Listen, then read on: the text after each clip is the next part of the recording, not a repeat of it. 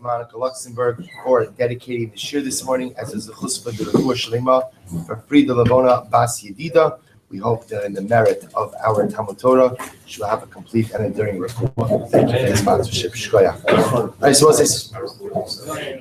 And also, of course, our shiurim this month are dedicated by Yona and Shushi Ehrenfeld in commemoration of the upcoming yard site of Yona's grandfather, Gedalia and Yaakov HaKohen.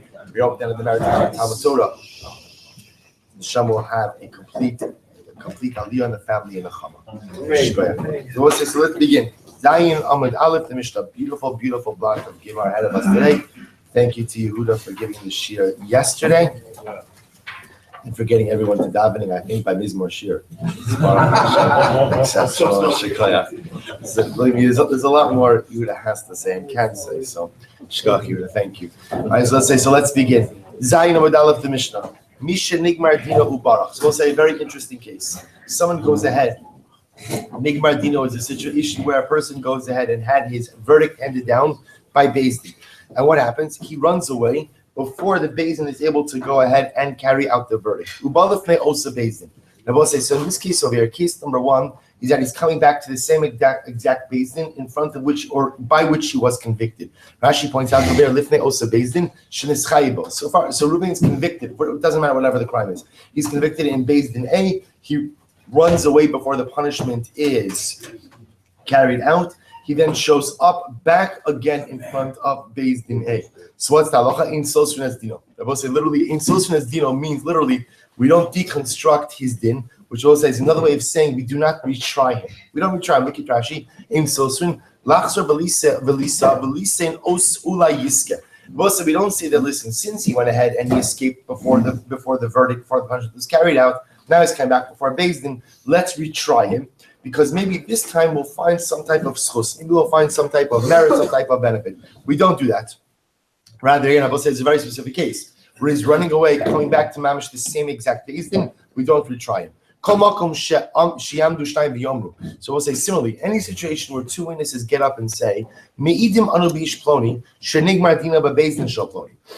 that two witnesses come along and say, we testify that so-and-so was tried and convicted in a particular Beis Din, and Ploni Uploni Edav. And similarly, again, so-and-so and so-and-so are witnesses. So we'll say in this case, the witnesses are providing a number of pieces of information. Number one, we'll call him that Reuben was convicted. Number two, the Beis Din that convicted him. And number three, the witnesses, the Eidim, who went ahead and served as part of the process of conviction. So what's the halacha? Hare zeh hare. So we'll say this is how he's talking about a capital case over here. That again, based on the testimony of these witnesses, we will execute the individual. We'll say the theme of the Mishnah is, you see, is the idea of retrying cases. So again, guy escapes after being convicted, shows up in the same Beis Din, we don't retry it. Witnesses show up and say Reuben was convicted in front of so-and-so Beis Din, and so-and-so and so-and-so are his witnesses. We don't retry the case. Rather, again, we carry out the punishment. Sanhedrin, though, I guess, so we'll say the Sanhedrin operates both in Eretz Yisrael as well as in Chutz La'aretz. So we'll say there's actually a very interesting halacha, which we are going to spend more time on in a later parak. This idea, the Rambam qualifies this. The Rambam says, first of all, let me back up. When the Mishnah speaks as Sanhedrin, what does Sanhedrin refer to? So Sanhedrin obviously does not refer to the 71-member court because that Sanhedrin does not operate outside of Beis Din. That Sanhedrin only operates, outside of Eretz Yisrael. That Sanhedrin only operates not only in Eretz Yisrael, but only in Lishkas HaGoz. It's only in Shemer Fiyun Son of Beis HaMikdash. Rather, again, when the Mishnah speaks as Sanhedrin, what is it referring to? The 23-member Beis Din. Remember again from our Sanhedrin days, the first Mishnah on Sanhedrin, capital cases can be tried by a 23-member Beis Din. Those types of Batei Din can operate outside of Eretz Yisrael as well. However, the Rambam gives the caveat that 23-member Batei Din operating outside of Eretz Yisrael can only work when the 71-member Sanhedrin is operating in Eretz Yisrael. So this is, again, we'll get into this more now. The point that the Mishnah is making is, don't think that capital cases can only be tried in Eretz Yisrael. It's not true. Capital cases can be tried outside in Chutz La'aretz as well. Sanhedrin, as well say this, of course, is probably the most famous statement in all of Maseches Makkos. So Sanhedrin ha'oreges echad b'shavua nikra chovlanis. A Sanhedrin who would execute someone once every 7 years is called the chovlanis. So we'll say chovlanis means a damager or a destroyer. In other words, that Beis Din gets a bad rap if it executes someone once every 7 years. So we'll say, now the novelty, of course, in this Mishnah is so much time is dedicated ultimately again to the halachos of executing someone that you would have thought that these issues came up on a fairly frequent basis, to which the Mishnah says, just understand, we do anything and everything in our power to avoid executing people. And therefore a Beis Din which would have to carry out the death sentence once every 7 years, it's mamish kol chovlon, it's called the destroyer. Rabbi Eliezer ben Azariah Omer echad l'shivim shana. Rabbi Eliezer ben Azariah says once every 70 years. So let's say you see the imagery over here also. Is it once in the Shemitah, right? Is it once in a number of Shemitos? So the idea over here is even once every 70 years would be a chovlonis. So the Gemara says, Rabbi Tarfon, Rabbi Akiva Omer. So this is actually an amazing statement. Rabbi Akiva and Rabbi Tarfon both say, Ilu hayinu b'Sanhedrin. Had we been on the Sanhedrin. Now take a look at Rashi for just a moment. Rashi says, Ilu hayinu b'yomim sheSanhedrin danu dinei nefashos. So we'll say, remember again, this is actually very important. This is why you have to know a little bit of Jewish history. Rabbi Akiva lives during which time? Which time? Already again, second Beis Hamikdash era, but again at the time when the Sanhedrin stopped going ahead and adjudicating capital cases. Remember again, we learned in Sanhedrin about the various stages of exile of the Beis Hamikdash. About the time really Rabbi Akiva rose to prominence, they're no longer being dan dinei nefashos. So Rabbi Akiva, Rabbi Tarfon say, Ilu hayinu b'Sanhedrin. If we were members of the Sanhedrin, lo nerag adam me'olam, a person would never be killed. I will say this actually is a fascinating statement, because at the end of the day, they're saying it like some type of accomplishment. The Rishonim discuss this. What does this mean? If somebody deserves to be killed, they deserve to be killed. And saving someone from a death penalty when they're deserving of a death penalty, who's to say that that's some type of accomplishment? But we'll see what they mean. Rabbi Shmuel Silber says, so Rabbi Akiva and Rabbi Tarfon, kind of continuing on the theme of this Mishnah. A Beis Din that kills someone once every 7 years, a Beis Din that kills someone once every 70 years is not good. Chovlanis. Rabbi Akiva, Rabbi Tarfon says, if we were on the Sanhedrin, so we would have never carried out a death penalty. Rabbi Shimon Omer, you think that's an accomplishment?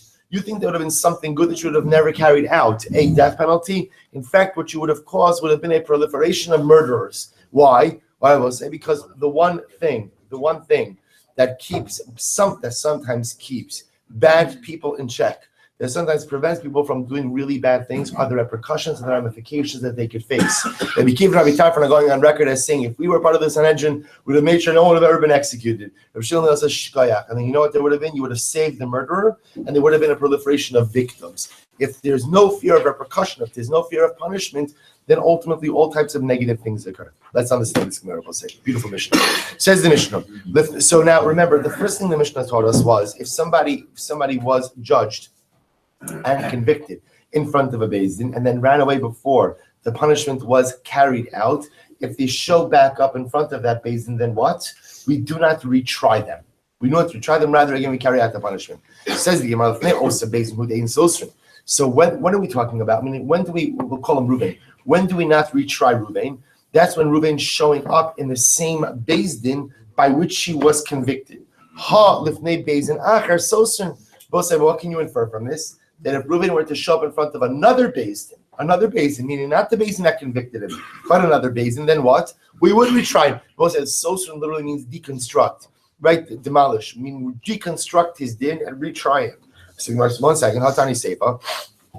We learned at the end of the Mishnah, anytime two witnesses come along and they say, so say anytime that two witnesses show up and they say Reuven was convicted by this certain Beis Din, and they named the Beis Din. Uploni Edav, and the witnesses who convicted him were so and so and so and so. Hare zet nerag. He's killed. They will say, what do you see from there? What do you see from there? You see from there that even if Reuven escaped, let's say he was convicted by Beis Din A, he escaped before they carried out the sentence. He shows up in Beis Din B. So the Gemara is just pointing out over here that we have contradictory inferences. From the first statement of the Mishnah, it sounds like the only time we won't retry Reuven is when he's showing up in the same Beis Din. But if he shows up in Beis Din B, then the Maaseh we will try him. Yet, if you look at the Sefer of the Mishnah, what does the Sefer of the Mishnah say?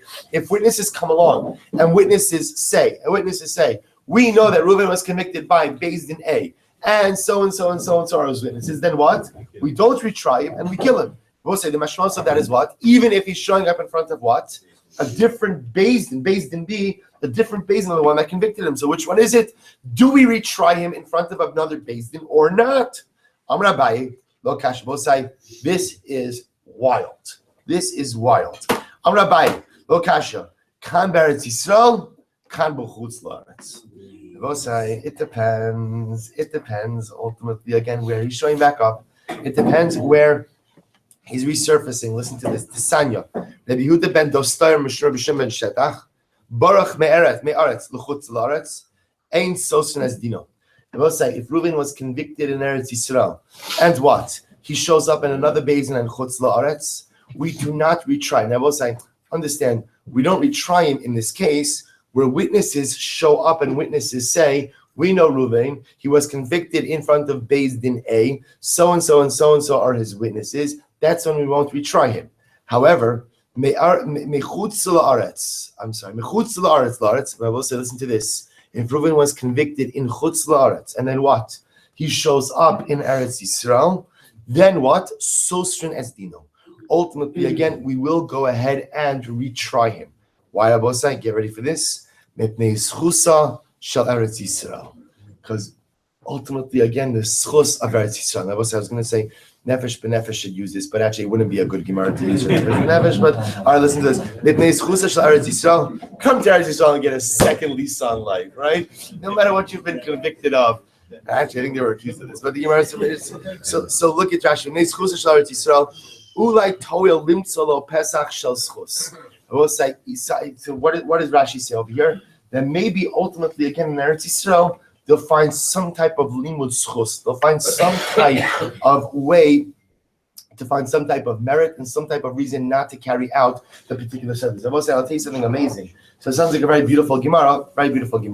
And again, but understand that it's halacha l'maisa. So the Rambam paskins this way. This isn't Perek Yud Gimel halacha ches and Hilchos Sanhedrin. Listen to this. Psak of the Rambam. So we'll say if somebody was found guilty in a Beis Din chutz la'aretz, ubarach leBeis Din shav Eretz Yisrael, and he runs away to a Beis Din in Eretz Yisrael. So what's the halacha? Soshin estino. Both say we retry him. Now again, I want to be clear. It doesn't say you acquit him. It could be that they'll find him guilty again. But what? We do retry him. So soshin estino al kol panim. Vim hayu osan. Rambam gives one exception. Vim hayu osan Beis Din atzma shedim b'adin b'fneihem. Ein soshin estino. So we'll say, so there is one exception to this rule. One exception to this rule is if he's convicted by Beis Din A in chutz la'aretz, and then Beis Din A decides to relocate in Eretz Yisrael, and the same convict, right, shows up in front of the same Beis Din just before they were situated in chutz la'aretz, now they're in Eretz Yisrael. Okay, that far we don't go, right? We live Eretz Yisrael, but that far we don't go. If it's the same exact reason what we're trying about, we'll say you see this Yisod that if he's convicted in the chutz la'aretz, runs away before the punishment is carried out, shows up in Eretz Yisrael, we will retry him in Eretz Yisrael. Why? It says the Gemara, Mishum Schusa D'Eretz Yisrael. So say, what does this mean? Mishum Schusa D'Eretz Yisrael. So first of all, again, so Rashi's understanding of Mishum Schusa D'Eretz Yisrael is Ulai limtzolo pesach shel schus. Maybe they'll find some reason in Eretz Yisrael to exonerate him. Maybe they'll find some reason to let him free that they couldn't find the chutz la'aretz. Why?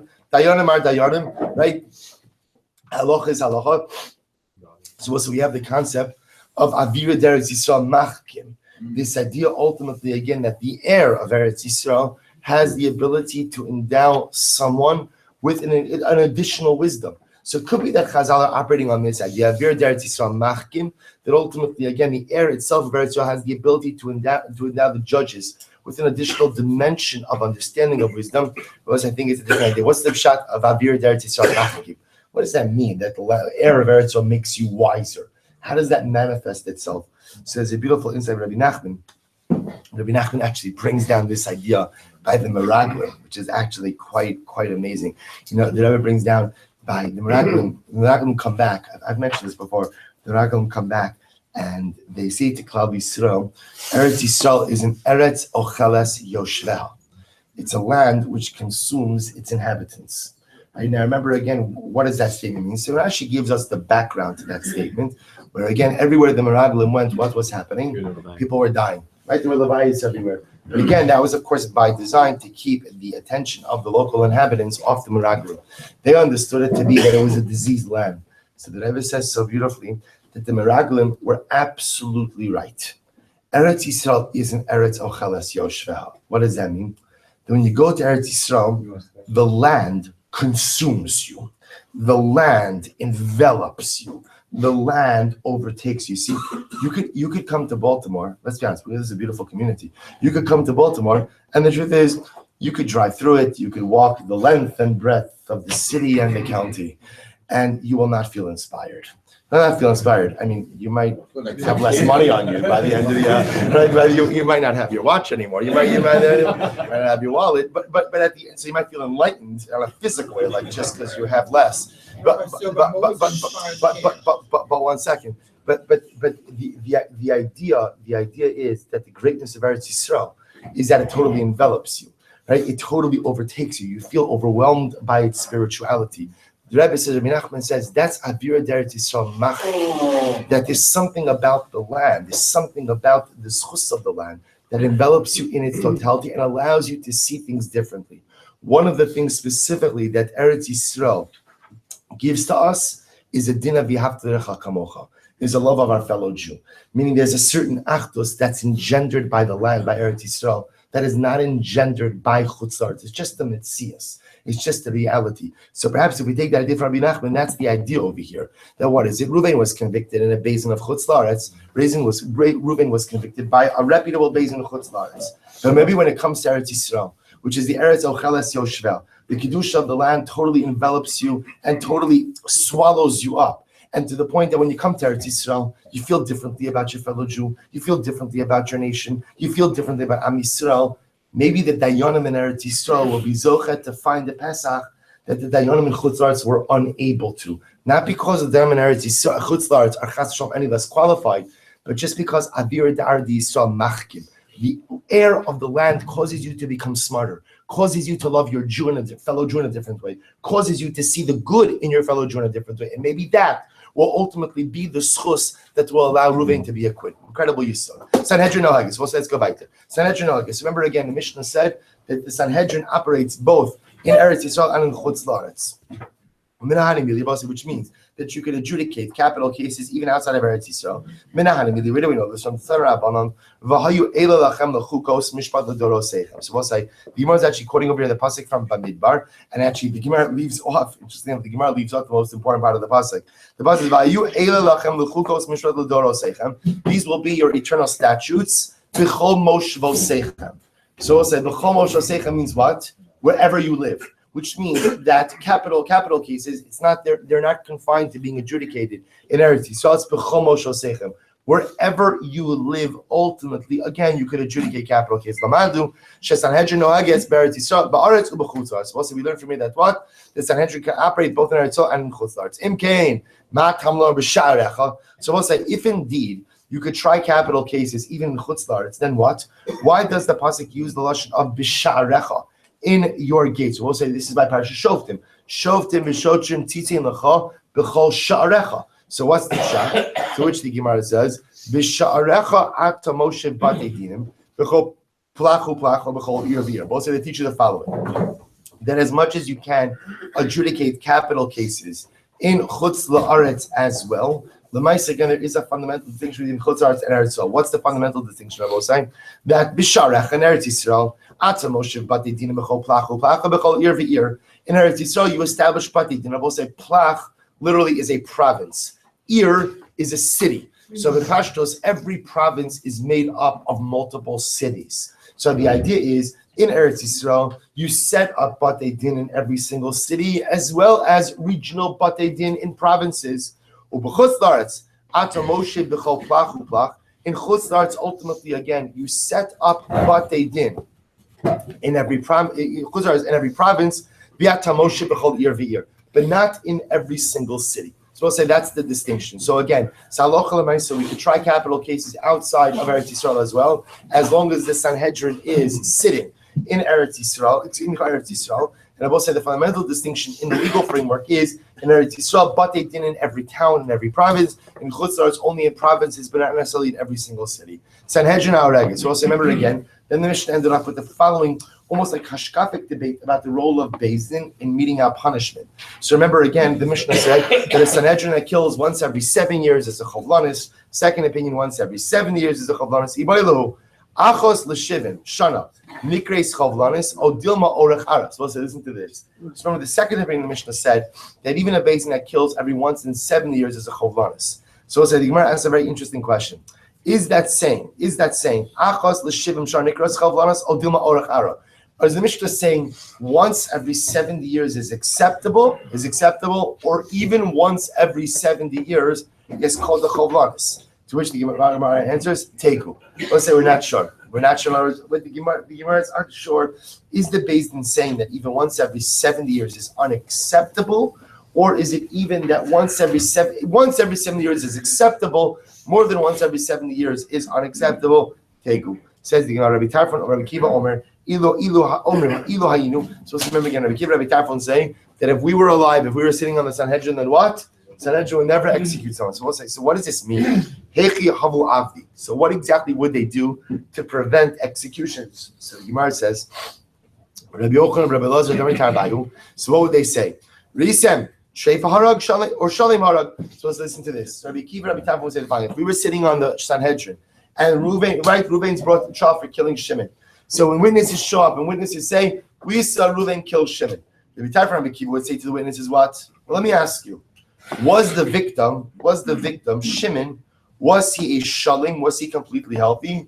Or was he a treifa? Or as well say, what does a treifa mean? Treifa is someone who is going to die. Now we have, you'll say that, well, isn't every person a treifa? So we'll say the idea is, we saw in Sanhedrin, the definition of a treifa is someone who is going to die because of some type of fatal either illness or abnormality within 12 months. I know that was bad English. They're going to die within 12 months as a result of some type of illness or some type of internal injury. So Rabbi Kiva, Rabbi Tarfon say to the witnesses, okay, now both say, now from a halachic perspective, and we're going to see this, we're going to discuss this sugya. From a halachic perspective, what's the halacha if you kill a treifa? If you kill a treifa, technically you're patur. Why? Because halachically the treifa is already considered to be dead. We saw this concept in Sanhedrin that if you kill someone who's already condemned by Beis Din to die, you are not liable for that act of bloodshed because it's as if he's already dead. So to a treifa, it's as if he's already dead. So we keep from Rabbi Tarfon will say to the witnesses, you're showing up in Beis Din, you're saying that Reuven killed Shimon. Well, okay, we know you saw Reuven kill Shimon. Tell me, was Shimon shalim or was he a treifa? Was he completely healthy? Was he a treifa? Now, both say, obviously, what's the answer to that? The answer to that is you never know. I mean, some people you might know they're a treifa, but lamaisa, again, a person could have some type of internal reality that you don't know about, and therefore, again, perhaps they were a treifa. So the Gemara says, so let's say the witnesses say, well, for our purposes, it looked like he was a shalim. Dilma b'makom saif nakahava.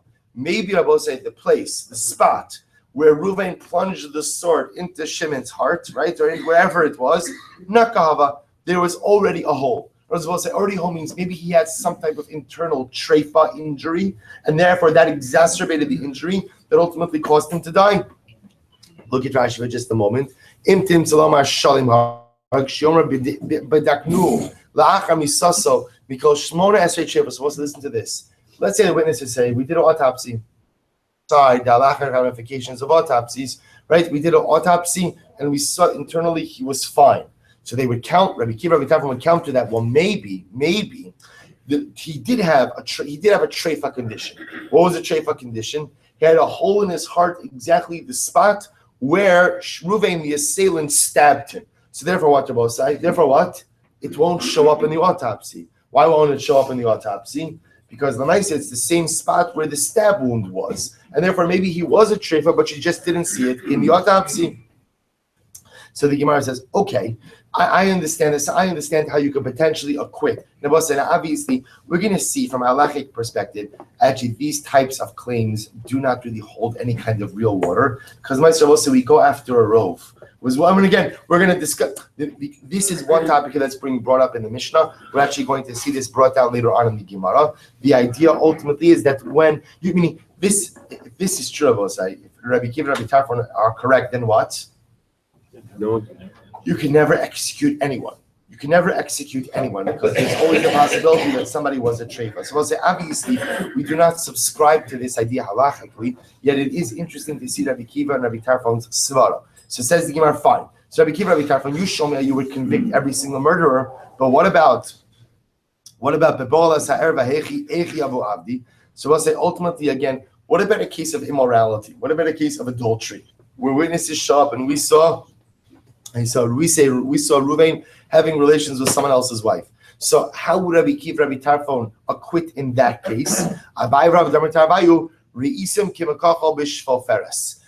Kiva, Rabbi Tarfon would say, did you see, it's a metaphor, did you see the tube in the applicator? Which I will say, or the applicator in the tube, which is what I was saying, did you see an actual maisepia? I was saying, but pashtos, most times that people are, their witnesses would be testifying about an act of immorality, an act of adultery. They're not literally seeing a maisepia. They're not literally seeing an act of relations. They're seeing circumstantial evidence that ultimately, again, tells us that an act of immorality occurred over here. So apparently, Rabbi Kiva and Rabbi Tarfon would say, no, you can't convict someone unless you see a maisepia. For Rabbanan,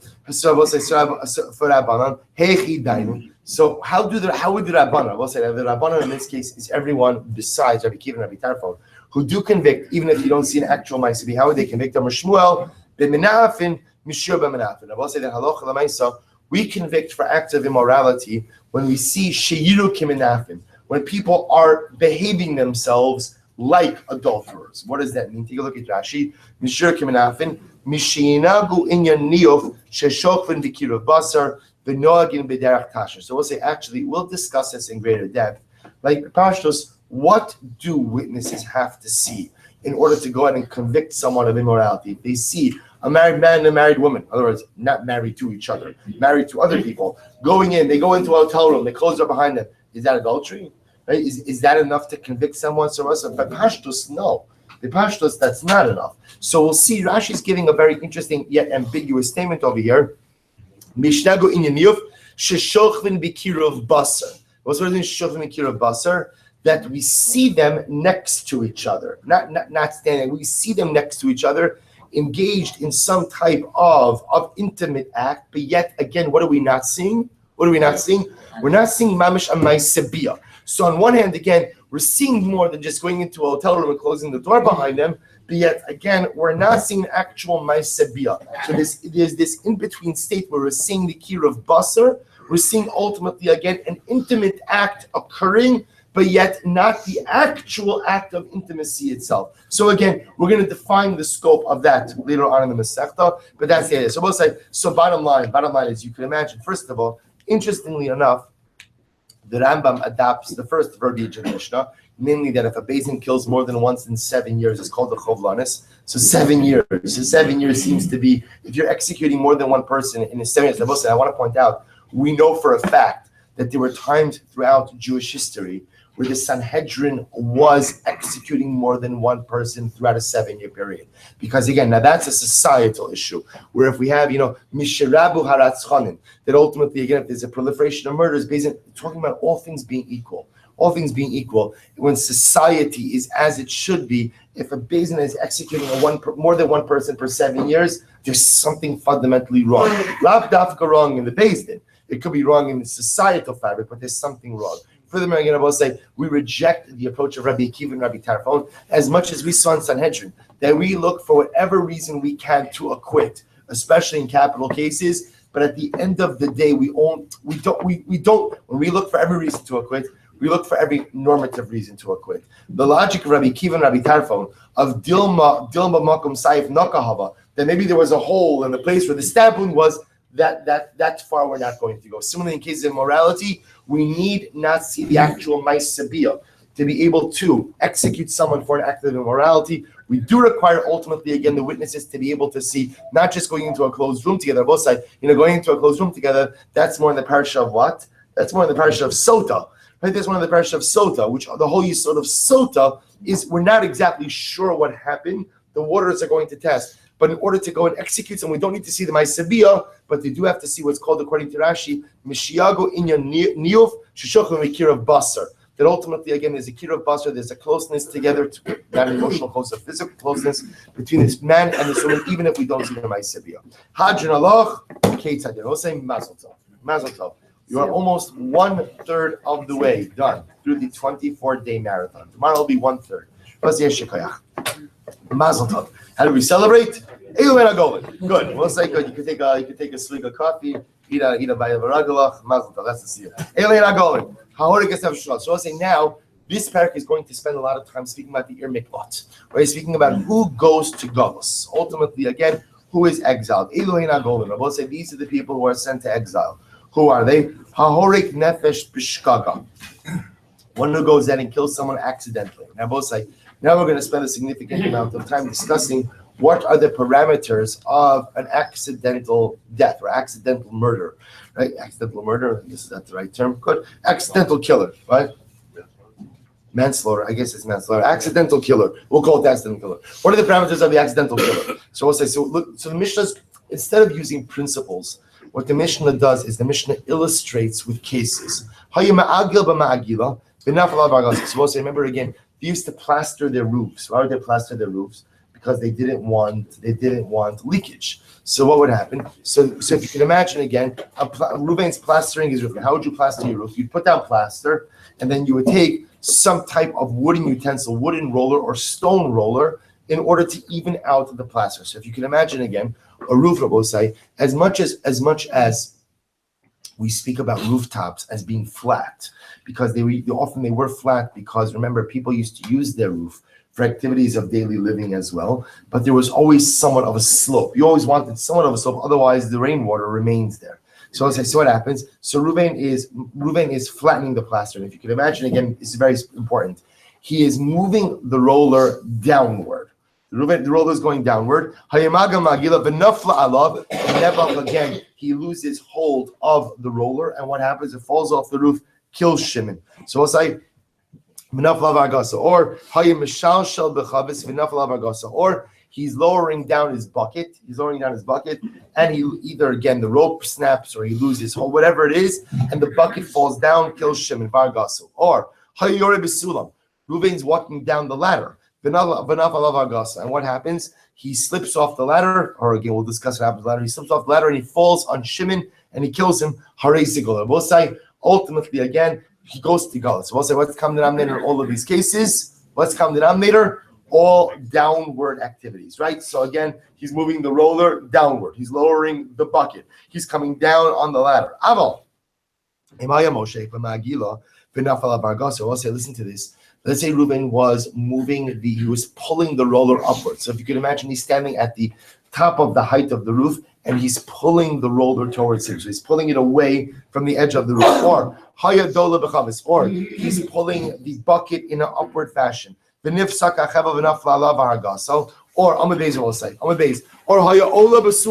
or he's walking up the ladder. We'll say he loses his footing and he falls down. Both in all of these cases, he is not exiled. Now, again, I want to be clear. The opposite of being exiled is not execution, right? Again, it's not either you're exiled or executed, meaning there are really three sets of cases as we're going to see.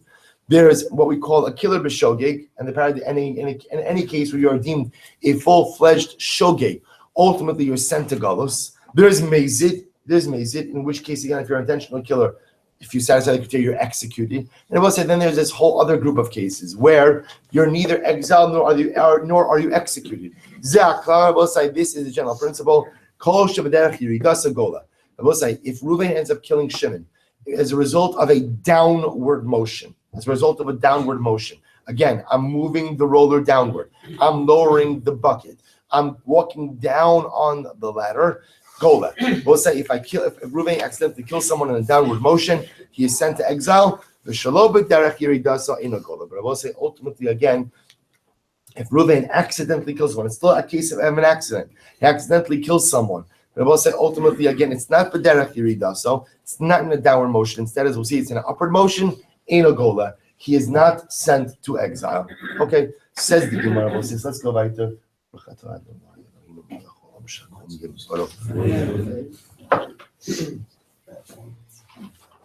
So we'll say, from where do we know this one? So we'll say, how do we know that when it comes to Golus, you're only Gola. You're only sent to Golus if you kill someone as a result of a downward motion. Because the pasuk says, Gemara is quoting over here, the pasuk from Bamidbar. So the quoting in the middle of the pasuk, Vayapel alav vayamos. Vayapel alav vayamos. We'll say, what does that mean? Vayapel alav vayamos. Literally, he falls on him and he dies. Ad sheyipol derech nefila. From here you see, I will say that Galus, and this is the pasuk by Galus. From here you see that ultimately you're only sent to exile. Ad sheyipol alav derech nefila. Until you fall on the victim derech nefila in a downward motion. So we'll say now, obviously, we have to define the parameters of this. Tanrabana. So as I say now again, the Gemara is going to dissect the psukim of Ir Miklat, of city of refuge. So the pasuk, when speaking about Ir Miklat, says Makkah nefesh bishkaga. So it's a bishkaga. So number one, again, it has to be done b'shogeg. It's an accident. What does that refer to? Prat lemezid. I will say this comes to exclude someone who kills another person intentionally. If you kill someone intentionally, then lemaisa, what? You don't go to galus. Again, we're going to discuss the parameters. Again, right now we're going to give the drashas. Then we're going to delve into each of these specific cases. Bivli das, without intention. Prat lemiskave. I will say this comes to exclude someone who intentionally kills. So the Gemara says, okay, let's analyze this. Meizid pshita. I will say, I don't need a pasuk to tell me that somebody who kills his fellow intentionally doesn't go to Galus. That's obvious. Why? If Reuven intentionally kills Shimon, then what? He's a murderer. If he's a murderer, then what? Of course, he doesn't go to Galus. He's going to be executed. To which the Gemara says, Amarava ima pratla omer mutter. Oh, we'll say Rava says rather refers to the following case. Meizir Rabbi say refers to a case of omer mutter. What's omer mutter? Rabbi say omer mutter is where a person says, I thought that killing was permitted. I thought that killing was permitted. Look at Rashi. Omer mutter. Savar. Stop Rashi. Savar shem mutter larog es Yisrael. V'zeh mezid shel. So what's like again? Reuven says, I guess I missed that day in yeshiva. What happens when you fall asleep in shir? Right. So I went ahead and I thought that murder was permitted. I never knew that it was prohibited to kill someone. Omer le Abaye. I omer mutter onosu. Abaye says, well, if it's Omer Mutter, that's a case of Onis. So we'll say we're learning a lot of things today. Onis, we'll say, is a situation that is even beyond Shogeg. As we're going to see, the case of Shogeg, Rabosai, is where the assumption is there is some level of liability. Why is there some level of liability? Because technically speaking, a person could have prevented these circumstances from occurring. As opposed to Onis also refers to the category of actions where what? Unavoidable circumstances. There is no way I could have prevented this from occurring. So Abaye says, Omer mutter. We'll say if a person literally thinks that something is permitted, that's what? That's ones. Isn't that ones? Isn't that extenuating circumstance? Amarle shani Omer, ha-Omer mutter karov lemezi. I hold that no, Omer mutter will say is not ones. In fact, just the opposite. Omer mutter is karov lemezi. Omer mutter will say actually is more similar to a case of mezid. We'll say, why is it a case of mezid? We'll say just because you think that something is mutter, that is a failure in your ability to acquire knowledge. That's a failure in your ability to pay attention. That is a failure in your obligation to learn. That's not karov la'ones. That's not ones. Rather, instead, that's karov la'mezid. But yet again, Abosai, the pasuk comes along to say what? The pasuk comes along to say bivli das means even omer mutter, right? Even still, you're not going to be sent to galus because it's not called an accidental murder. Now, why omer mutter is exempt from galus, as we're seeing already, is a fundamental machlokes. One opinion says why? Why? Because it's ones. Second opinion says no, it's karov lemezid. So we'll say everyone agrees that omer mutter. If Reuven kills Shimon because he thought it was mutter to kill, everyone agrees that what? That he doesn't go to galus. Fundamental machlokes as to why. One opinion says because he's an ones. Second opinion says no, because there's a karov lemezid. Bivli das. So something you can remember. The lashon of bivli. This is just breaking down the past. Bivli das without intention. Prat lemiskavin. We'll say this comes to exclude someone who had kavanah to kill. Miskavin pshita. We'll say if I have intention to kill, it's obvious that I don't go to galus because bepashtos aren't I amazing? Pshita baktalu. I'm liable to a death penalty. Amar Rabba, no, what's the case? Prat lemiskavin laharoges habehema v'harages ha'adam. So we'll say the case over here is the following. Let's say again, Reuven is shooting an arrow, but his intention is what? Is right hunting. His intention is to shoot the cow, and he ends up killing a person. Or the kusi varages Yisrael, or his intention is to kill a kusi, but he ends up killing a Jew. L'neifel v'harag ben kayama. His intention is to kill a child, right? Neifel was like it either mean a child in utero or b'pashtus a child less than 30 days, and he ends up killing someone who is a bar kayama. He ends up killing someone ultimately again who's a totally healthy individual. But say in all of these cases, are you chayiv misa? Are you chayiv misa for that act? The answer, of course, is no. Not chayiv misa, because you can only be liable to a death penalty if what? If you have kavana to kill a person whose death would result in death penalty for you. But at the same time, do you go to Golus? And the answer is no. So we're learning a very important principle.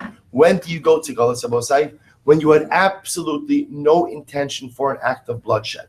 However, if intentionality was there, if you had intention to kill, you had intention to kill something other than either what or who you ended up killing, that's when you don't go to Golus. So we'll say it's a very important yisod. Golus, the act of shogi, we're defining the parameters. A person only goes to exile. Remember again, I should have given you this background. Golus is a kapara. Golus is a kapara. The fact that the Torah mandates that for certain acts of bloodshed you go to exile, that's because that exile is the kapara for your act.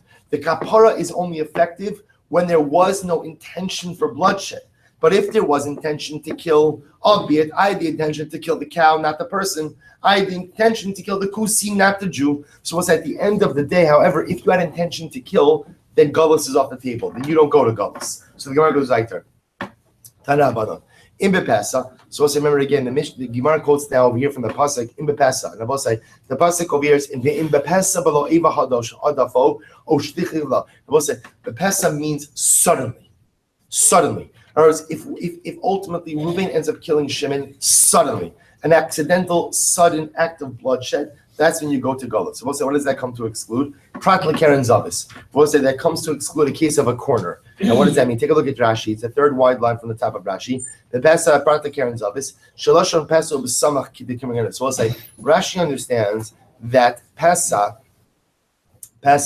or I should say, suddenly means smichos. Means that I am standing right next to the individual. Look at Rashi. So he says, "Kidimekamina betakif prat lekeren zavis imhaya ze yotze mimavui ze benichnas leze lifnos liyamin obismol." I should read that differently. I'm sorry. Imhaya ze yotze mimavui ze benichnas leze lifnos liyamin obismol visakino biyado vize ba kinegdo bekeren zavis lo avrago. So let's listen to this. Reuven Abosai is walking with a knife.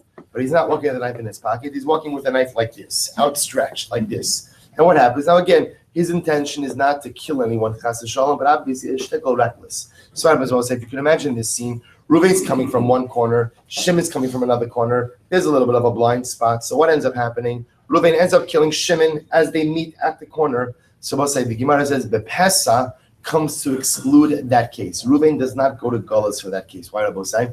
Because the Pesa, the Gemara understands over here, means that there's an immediacy and proximity between the perpetrator and the victim. In other words, that events unfold immediately and they're in close proximity to each other. If again Reuven started walking with the knife over here and Shimon's over there at a distance at one another, and they end up meeting each other in the corner, that case does not go to Golus. Again, we're going to explore each of these cases in greater depth. Now, so Rashi understands that Pesa means two things: immediacy, proximity. However, again, if the source of Reuven's, if the source of Shimon's death, right? If the source of Shimon's death was existent already at a further distance, and they're going ahead and they're walking towards each other, that's not the paradigmatic case of Golus. The paradigmatic case of Golus is Pesa, immediacy and proximity.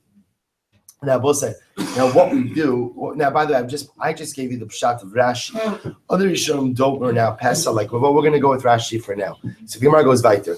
The Gemara says, below Eva, what does it mean? That again, who goes to Golus? Only someone who kills someone else accidentally without any kind of malice. Prat lissone. We'll say this excludes a son. We'll say if Reuven happens to hate Shimon, even though now what happens? Reuven kills Shimon by total accident, right? There's no intentionality. It's an accident. Nevertheless, because he's a soneh, because he hates him, he doesn't go to Golus. Now we'll say, how do you define a soneh? How do you define an enemy? So we'll see. Hadafo. We'll say ultimately again, already pushed him. Shadachfo begufo. But we're talking about a case over here, ultimately, where Reuven killed Shimon with his body. Rashi says, "Shadachfo begufo belo miskave." Ultimately, either like the paradigmatic case of this, I will say, is where he falls down on the ladder. Right? Ultimately, again, Reuven kills Shimon as a result of just the force of his body. He didn't mean to kill him. Or Hishlech Alov, or I will say, or he literally cast upon him. Havi Yerida Shitzorech Aliyah. I will say this comes to exclude ultimately again a going down, which is a tzorech aliyah. And I will say, now we will see, look at Rashi for just a moment. Lahavi Yerida Shitzorech Aliyah, Kigon, Harotze Laharim Yado Bekoach, Vegarzen Biyado. So let's listen to this case. This is the case where, let's say, Reuven wants to chop with us. That's the paradigmatic case of killing b'shogeg. Or Reuven wants to chop something with his axe. So what does he do? We'll say. So sometimes, we don't know from chopping with axes. So what do? Sometimes what you do is, obviously, the goal is you're going to come back to come down. But sometimes what you do first is you move your body down in an effort to get the full, I don't know, whatever the technical terms are, the full impact of the swing going up. So let's say Reuven ends up killing Shimon in the act of going down, but that's a yerida l'tzorech aliyah. So I'm going down in order to come back up. Even if Reuven kills Shimon with that act of going down, ultimately again he's chayiv that. That's you. So we'll say now that's the chiddush is the Mishnah already told us that you're chayiv for killing someone b'shogeg derech yerida. The chiddush over here is that even if it's a yerida, shehi l'tzorech aliyah. This is the act of coming down, but I'm going down for the sake ultimately of going back up. Then I'm ultimately chayiv for that. Below tzeda, below tzedia. So I'll say ultimately again. I will say now below tzedia also means latsud is lashon of hunting, right? So over here, this case is Reuven's killing Shimon, but without the intention ultimately of doing so. Prat lemiskavin letzad zeh v'hocha letzad acher. I will say this comes to exclude a case of what, where lemaisa again. If I had it, Reuven's shooting arrows. He had intention for the arrow to go to the left and ended up going to the right. Of course, he's not going to be chayiv for that as well, but also he doesn't go to goal. So also remember again, this goes back to what we said before, that Lamaisa, when there is an intentionality to kill, even though my intentionality was for the animal, I ended up killing a person, I don't go to goal for that. Vashelot sada, prat lemiskavin lizrok shtayim v'zarak arba. So we'll say Hashelot sada means I did not have the intention to hurt someone or to kill someone. That's, or we'll say, that comes to exclude a case where Reuven's intention was to throw the rock to the Amos, and he ended up throwing it for Amos. Vasher Yavo Esre'ehu Bayar, he met his friend in the forest. We'll say, by the way, we're going to expound on each of these drushes. Just like the forest is a place where the damager, or I should say the perpetrator and the victim, both have the right to be there. So we'll say, so too over here, one is only chayiv b'shogeg if one only goes to galus if both the victim and the perpetrator both had rishus to be in that particular place. Well, let's listen to this case. Well, let's listen to this case. What happens if Reuven is walking up a ladder? He's walking up a ladder, and what happens? The rung gives out from under him, and as a result, Reuven falls on Shimon and kills him. Mau, kiai gavna aliyahi o yeridihi. Is that called aliyah or is that called yerid? Remember again, what's happening over here? Reuven is walking up the ladder. But yet what ends up happening? He ends up falling down and killing Shimon. So we'll say, is that called aliyah or is that called yerida? Look at Rashi for just a moment. Rashi says aliyahi o yeridahi. It's almost right across from Nagos Habach. Basar didei azlinon v'hu haya asuk ba'aliyah o basar shliba azlinon va'ola lahadachko umashpila kaiman. Let's listen to this. What's the fundamental shaila? How do we determine aliyah versus yerida? Do we look at the person, or do we look at Reuven? We'll say, what was Reuven doing? He was going up. Yet we'll say, or do we look at the rung? What was happening to the rung as Reuven was going up? It was being pushed down. So do we say that we determine aliyah based on the perpetrator? I'm calling you perpetrator. Or do we go ahead and do we look at, we'll say at the end of the day, what caused him to fall on Shimon and kill Shimon? We'll say it was the breakage of the rung. The way the rung broke was how? Was being pushed downward. So that is the fundamental shayla. Do we look at the perpetrator? The perpetrator was going up, in which case, darach aliyah, no, galus. Or do we look at the cause for the perpetrator's fall, which was what? The broken rung. And the way the rung broke was how I was saying, by being pushed downward. And therefore, we define this as derech yerida. Amrle, So we spoke about this already. We already spoke about this. Right? Also, we spoke about again what we call a Yerida Shitzorach Aliyah. And I will say, what do we say? What's the halacha with Yerida Tzorach Aliyah? You chayiv galus for that, right? We already spoke about that a Yerida Tzorach Aliyah, that going down for the sake of going up, if one kills as a result of that type of Yerida, one would be chayiv. So we'll say bipashtus. Now again, we'll have to define the scope of this, because what this sounds like is that what? Then every single time Reuben is going up the ladder, if he falls down and kills him, what's going to happen? He's chayiv galus. Why? Because now you're telling me that that's a Yerida L'tzorach Aliyah. Yet, I will say from the Mishnah's case, it's from the Mishnah's paradigm, it sounds like you would not be chayiv. So we'll discuss that. So again, where we're at over here, I will say is that it sounds like that when Reuben's walking up the ladder, and the rung breaks and he falls on Shimon and kills Shimon, that Reuben will be what? Reuben will be chayiv galus for that, because that is called Yerida L'tzorach Aliyah. Asa, the Gemara is the kasha ze'aklal. So I will say, because the kasha from the Mishnah, ze'aklal kol shebederech Yeridas gola shelo bederech Yeridas ein gola. So I'll say 1 second. When the Mishnah said you only chayiv galus when you kill in a downward motion, but if you kill in an upward, but if it's not derech Yeridas, you're not chayiv galus. To which the Gemara says shelo bederech Yeridas la'asuyei mai. When the Mishnah speaks about killing someone, shelo bederech Yeridas, not in a downward motion, what is that referring to? Lav la'asuyei kai gafna. Say, is that not coming to refer? Isn't that not coming to include this case? I will say, when Reuben is walking up the ladder, and I understand, even though yes, he's pressing down on the rung, so there's a downward motion, but in his mahos he's going upwards, and therefore again, it doesn't the Mishnah teach me that what? That he's not chayiv galus for killing as a result of this. Ulatamech kol shebederech Yeridas la'asuyei. So the Gemara says ulatamech. I'm sorry. My love, ulatamech. Using this logic. The case of where the Mishnah says, anytime you're going in a downward motion, in a downward trajectory, you're chayiv. What does that come to include? So the Gemara says, is it not coming to include the case of the butcher? So too over here, it's coming to include the case of the butcher. I will say, what does this mean? Tisanya, Katzav Shai Makatze. We'll just finish this to the Mishnah very quickly. Right? So Katzav Shai Makatze. So I'll say if a butcher was butchering.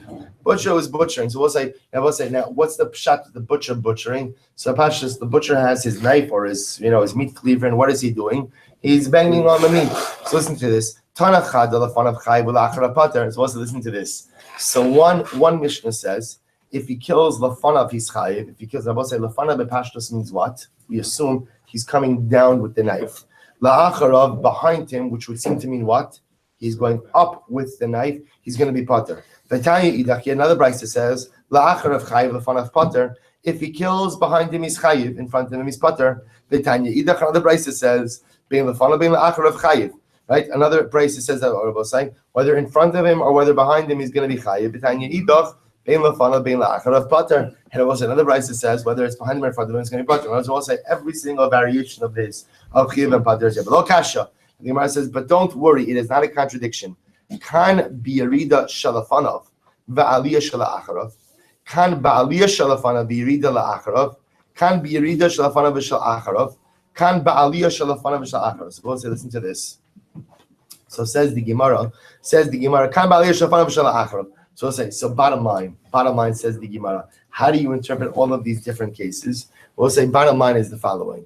Whenever the butcher is coming down, he's going to be chayiv. Whenever he's going up, he's going to be pater. So I'll say all the Gemara is saying over here is all these different variations of braisos are just referring to different stages of going up and going down. But bottom line is always the same, which is you will be chayiv for galus when you kill in a downward motion. You will be pater from galus when you kill in an upward motion. So lema kitanoi. So we'll say, let's say that indeed this is a machlokes tanoi. Now we'll say, remember, now what's a machlokes tanoi? So we'll say, the shayla of Rabbi Avo. Remember again, all of this, Rabbi Avo's shayla is our fundamental question, which is, Reuven is going up on a ladder. And what happens? The rung breaks under him. He falls down and he kills Shimon. So we'll say, so what's our shayla? Our shayla is Reuven chayiv galus or not? What does the fundamental shayla depend on? It depends on, do we view Reuven's, the fact we look at Reuven was going up, and therefore again when he falls on Shimon, that's derech aliyah, and therefore what to both say? Therefore what? Pater from galus. Or do we look at the rung? And at the end of the day, the rung was pressed down. So do we look at this as a derech yerida, and therefore Reuven will be chayiv galus? That's the fundamental shayla. To which the Gemara answers, lema ketanoi. So this is a machlokes tanaim. We also watch this very quickly. Haya olu b'sulam. If he was walking up a ladder, v'nishvat shliva mitachtov, and the rung came out from under him. Tani chad chayiv, tani idach pater. We'll say one brisa says he's chayiv, one brisa says he's pater. My love b'hakam efligit. So we'll say, so what's the machlokes? Oh, that's machlokes tanaim. Demar saber yeridahi. And we'll say one opinion says that even when you're going up the ladder and the rung breaks from under you, it's yerida. We'll say, why is it yerida? Why is it yerida? Why is it yerida? Because I will say again, because we're looking at here's the shaila. Here, you want to know what it boils down to. You want to know what it comes down to. What is it that killed Shimon? What is it that killed Shimon? We'll say, what is it that killed Shimon? Right? Is it the rung or is it Reuven? Is it the rung or is it Reuven? If you hold that it's the rung, then what? Then it's derech yerida. If you hold that it's Shimon, then perhaps it's derech aliyah. So the Gemara just suggests that maybe this is the machlokes tanaim. Mar savar yeridahi or mar savar aliyahi. To which the Gemara says, no. The chuli amaliyahu. Everyone agrees will say that if Reuven is climbing the ladder, that's called derech aliyah. That's called derech aliyah. And therefore, what? If Reuven falls off the ladder like that, Lamaisi again, he's going to be pater from galus. V'lo kasha. So we'll say, so 1 second. So how do you reconcile the braisos? V'lo kasha kan l'nizakin kan l'galus. Oh, and we'll say it's the difference between Nezikin and Galus. Everyone will agree that what? That if Reuven falls down and kills Shimon, then what? He's going to be pater from Galus. I will say, why is he pater from Galus? Why? Because it's derech aliyah. But let's say Reuven falls on Shimon, doesn't kill him, and instead what? Breaks his arm, breaks his legs. Then what? You're going to be chayiv for damages. That's how you reconcile the two braisos. The other possibility is hava hala Galus. No, maybe the two braisos are speaking about Galus. The lokasha. Had the isli, had the low isli. I will say, listen to this. Maybe the other possibility I will say is where perhaps again the rung was. I will say isli means that lamaisa again it was rotted by worms. I don't know what the right term. Worm rotted. Right, worm rotted. Okay. Right, worms. So lamaisa again. Maybe it's talking about a case where the wood was rotten versus the wood wasn't rotten. Look at Rashi. Ha isli chayv shchoshli v'shesli kedar sanala nichbevasi lamata b'yiridahi v'imlo isli en kain yiridah. So we'll say maybe we make the following distinction. If the wood is rotted because of worms, then I will say it's clear that when you step on it, what happens to the rung? It clearly sags. So if it sags, then everyone will agree that that's derech yiridah. However, if it's not rotted because of worms, then what? It doesn't sag. And if it doesn't sag, then everybody will agree that it's derech aliyah. We'll say other possibility is hava had delo isli. Other possibility is no, it's not rotted at all from worms. And we'll say everything depends on whether or not the rung was firmly embedded in the ladder. If the rung was firmly embedded in the ladder, then what? Then it's derech aliyah and not chayiv galus. But if the rung was not firmly embedded, then what? It's yerida and chayiv galus. So we'll say bottom line, halacha l'maisa. What do we do? We're going to see tomorrow, right? I was going to tell you. So we'll say just understand what we're leaving off because again, it's going to tie into the next mishnah. We'll say this is a fundamental yisod. So here's what we have. What we have is you go to galus when it's derech yerida. You go to galus ultimately again when you kill in a downward motion. Number 2 principle is you only go to galus when I will say when there was no intention for bloodshed, when there was no intention for any kind of bloodshed. But if you had intentionality for bloodshed, but right, I had intention to kill an animal, but I ended up killing a person, then what? That's not called shogeg to get you to galus. But I'll say the fundamental shayla of Rabbi Abo is what happens again if you're climbing the ladder? If you're climbing the ladder, clearly Rabbi say if the rung breaks, what does that clearly tell me? There's something wrong with the rung. That is true. There's something wrong with the rung, or maybe I have to go on a diet, right? One of the two possibilities. But the yesod is I know b'metzius that rung broke because again of a downward force. So the shaila is how do we gauge the latter situation?